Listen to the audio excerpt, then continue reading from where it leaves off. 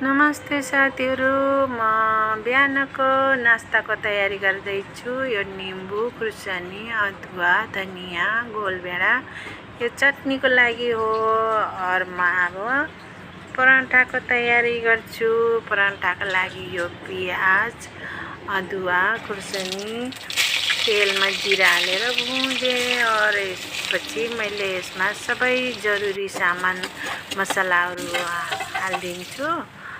कसरी बनाउनुहुन्छ हजुरहरूले त मैले त यस्तै गरेर बनाउँछु। यसै गरेर बनाएर खाँदाखेरि मिठो हुने रहेछ अनि त्यही भएर म यस्तै गरेर बनाउँछु। मेरो बच्चाहरूलाई नि यस्तै मिठो लाग्छ।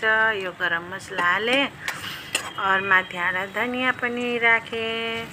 धनिया राखेपछि मैले यसको माथिबाट आलु पनि राखेँ।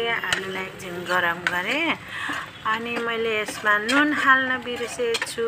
त्यही मैले एकछिन पछि थालको निकालेर नुन पनि छर्काएँ और नुन छर्काएर यसलाई राम्रोसँग मोलेर म चटनीको तयारी गरेँ। टिमुर, खुर्सानी, अदुवा हालेर धनिया हालेर मैले यसलाई कुटेर भएपछि यसलाई टमाटर पनि काटेर हालेर मैले यसरी कुटेँ।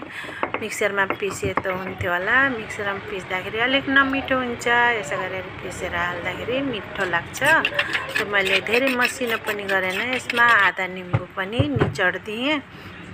अब म पराठा बनाउन जाँदैछु। हेर्नुहोला है साथीहरू, मैले एउटै हातले बनाउँदैछु किनभने मेरो एउटा हातमा मोबाइल छैन।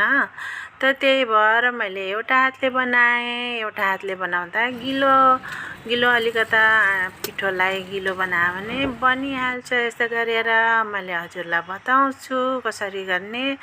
यस्तरी बेलेर अनि यस्तै एउटा हातले यसरी गरेर लपेटेर यतिको भएपछि एउटै हातले पनि पराठा बन्न सक्छ। हेर्नु त कति राम्ररी बन्यो। यसरी थिचेपछि पराठा बनिहाल्छ अनि तयार